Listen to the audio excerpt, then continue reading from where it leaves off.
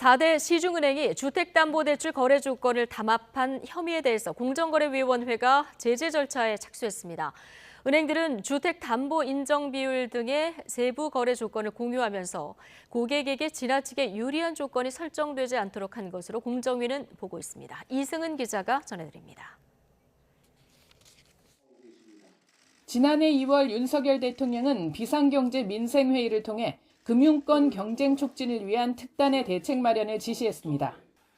통신 금융 분야는 공공재 성격이 강하고 과점 상태를 유지하고 있는 정부의 특허 사업입니다.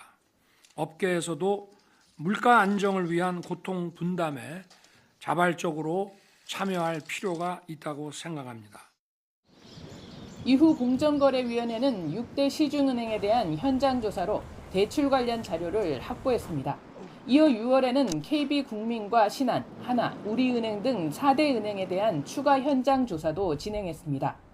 공정위는 조사 결과 이들 4대 은행이 주택담보대출 등의 거래 조건을 짬짬이 한 것으로 보고 제재 의견을 담은 심사보고서를 발송했습니다. 공정위는 은행들이 물건별 담보 인정 비율 등 대출에 필요한 세부 정보를 서로 공유하면서 고객에게 지나치게 유리한 조건이 설정되지 않도록 한 것으로 보고 있습니다.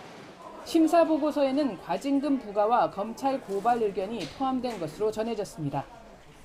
정확한 과징금 액수는 결정되지 않았지만 은행들이 담보대출로 벌어들인 이득이 상당한 만큼 혐의가 인정되면 수천억 원대 과징금이 부과될 것으로 보입니다. 다만 조사 초기에 제기된 대출금리 담합 의혹은 이번 심사보고서에 담기지 않은 것으로 알려졌습니다. 공정위는 은행들의 의견 등을 수렴한 뒤 제재 여부를 논의할 심의 일정을 정할 방침입니다. 심의 과정에서 은행들은 고객에게 같은 조건의 대출을 제시한 것이 아니라 담보의 과대, 과소평가를 막기 위해 서로 자료를 교환한 차원이라는 입장을 적극 개진할 것으로 보입니다.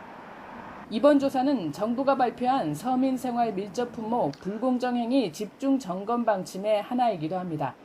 정부는 올해 경제정책 방향에서 금융을 비롯해 석유와 주류, 통신장비, 아파트 입찰, 돼지고기 유통과 OTT 서비스 등을 민생 밀접 품목으로 꼽으면서 경쟁 제한 요소를 개선하겠다고 밝혔습니다. YTN 이승은입니다.